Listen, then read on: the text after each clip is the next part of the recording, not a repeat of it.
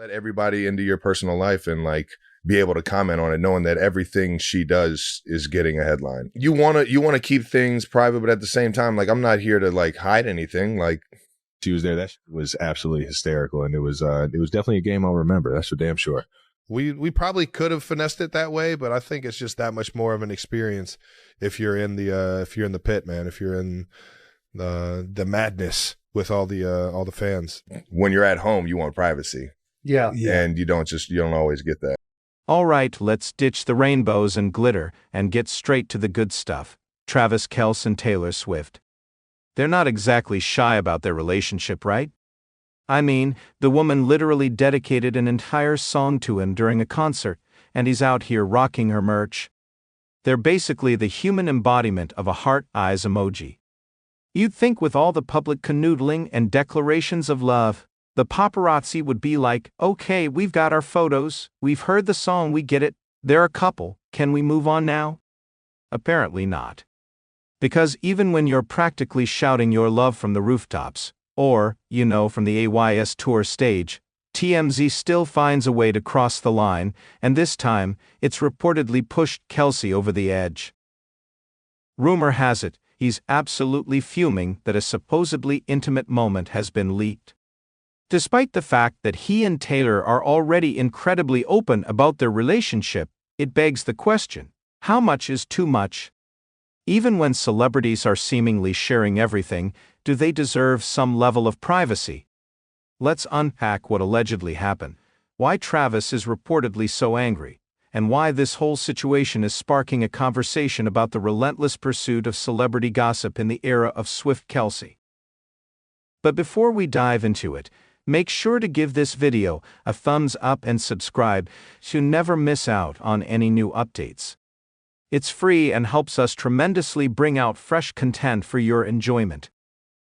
Okay, so let's talk about Travis Kelce and Taylor Swift. Seriously, is anyone not talking about them? They've basically become the ultimate celebrity power couple, and everyone's obsessed. While they haven't exactly been hiding out in a bunker, they're also not broadcasting every single detail of their relationship 24/7. It's a delicate balance, right? You want to share your happiness with the world, especially when you're dating Taylor Swift, but you also want to maintain some semblance of privacy. Now, Travis, he's pretty much an open book. The man loves a good podcast and isn't shy about sharing his thoughts and feelings. He's been popping up everywhere lately, chatting it up and generally being his charming self. So naturally, when he guessed to start on Bussin' with the Boys, everyone was on edge, waiting for some juicy Taylor tidbits, and he delivered, kind of. He's clearly head over heels, gushing about how amazing she is, but he's also smart enough to know where to draw the line. He's happy to share the general lovey-dovey vibes, but when it comes to the nitty-gritty details, he's keeping some things close to the chest. Think of it like this, he's giving us the delicious aroma wafting from the kitchen, but he's not about to share the secret recipe. He's letting us know they're cooking up something special, but the exact ingredients? That's for him and Taylor to savor. So while we might not get all the behind-the-scenes gossip we crave, we can still appreciate that these two seem genuinely happy, and honestly, that's pretty darn sweet. Now, if only he'd spill the tea on what they're actually eating because, seriously, I'm dying to know. Travis did spill a little tea though, well, some of it anyway, about life with Taylor. He was on Bussin' with the Boys, laying it all out, or at least as much as he was comfortable sharing. And the man was smitten, clearly gushing, practically radiating good vibes and heart-eye emojis. But amidst all the lovey-dovey talk, he dropped a little truth bomb about the not-so-glamorous side of dating one of the biggest pop stars on the planet, the lack of privacy. Imagine that, dating Taylor Swift and losing your privacy. It's like winning the lottery, and then realizing you have to share it with a million relatives you didn't even know existed.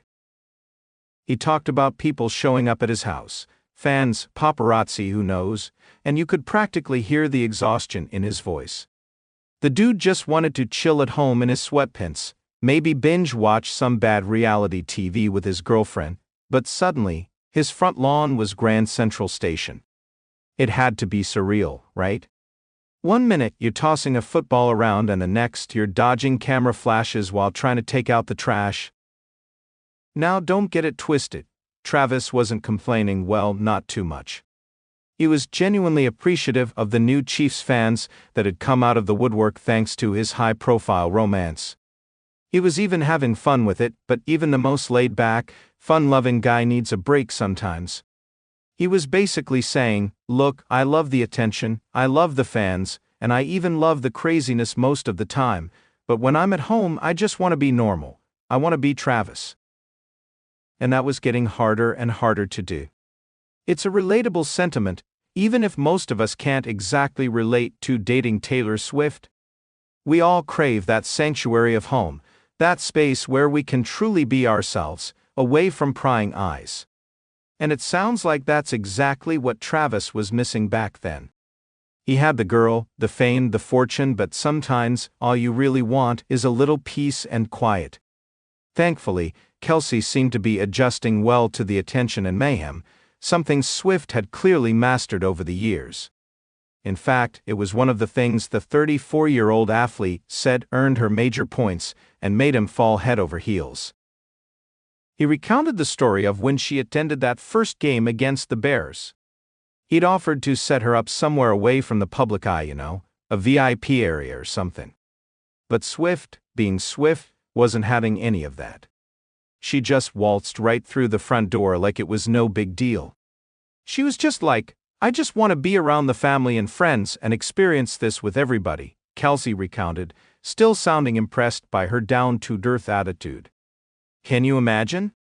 Taylor Swift, surrounded by screaming fans, choosing to hang with the family instead of hiding away in some exclusive box.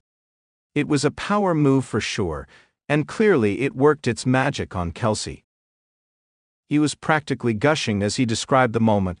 I was just like, she got beaucoup points for that. I was like, damn, she's in the madness, man, she wants to be a part of it. She wants to support me and do things like that. I was like, man, she really won me over with that one. It was a glimpse into what makes their relationship tick: the mutual respect, the shared experiences, the willingness to embrace the chaos together. It wasn't just about the glitz and glamour. It was about the real, raw moments, the ones that happen away from the cameras and the screaming fans, and that, more than anything, seemed to be what truly captivated Kelce. And it wasn't just talk. Kelce was even leaning into the madness himself. Remember that time he joined Swift on stage in London for his Eyes tour debut? The internet practically exploded. It was a truly iconic moment, a collision of two worlds, football and pop music, and it was clear Kelce was relishing every second. He wasn't just a spectator, he was a participant, a part of the spectacle. He was embracing the Taylor Swift experience wholeheartedly, and it was honestly pretty adorable. Swift, she was clearly over the moon. She shared photos and videos on her Instagram, still cracking up and swooning over Kelce as she put it. It was a public declaration of affection, a digital memento of a shared experience, a testament to the fact that this relationship wasn't just a fling, it was something real, something special. They were two mega stars at the top of their respective games, choosing to share their joy with the world, and the world in turn was eating it up. But it's hard not to compare Kelce to Swift's past relationships, especially that last long one, right? Let's be honest, Joe Owen seemed to prefer the shadows. He was the antithesis of a public figure, and while there's absolutely nothing wrong with valuing privacy, it did create a stark contrast with Swift's very public persona. It felt like they were living in two different worlds, and that disconnect was palpable. Kelce, on the other hand, is diving headfirst into the madness, as he calls it. He's not hiding, he's embracing it. He's on stage, wearing the merch, gushing about her in interviews, meeting her fans, her family, her friends, he's all in. And that makes all the difference. It's not just about being comfortable in the spotlight, it's about being comfortable with Swift in the spotlight. It's about supporting her, celebrating her, and being a visible partner in her life. And that's something we just didn't see with Joe. It's not about one being better than the other, It's about compatibility. And with Kelce, it seems like Swift has finally found someone who can not only handle her level of fame, but actually enjoys being a part of it. He's not intimidated by the spotlight, he's basking in it right alongside her, and that honestly is pretty refreshing to see.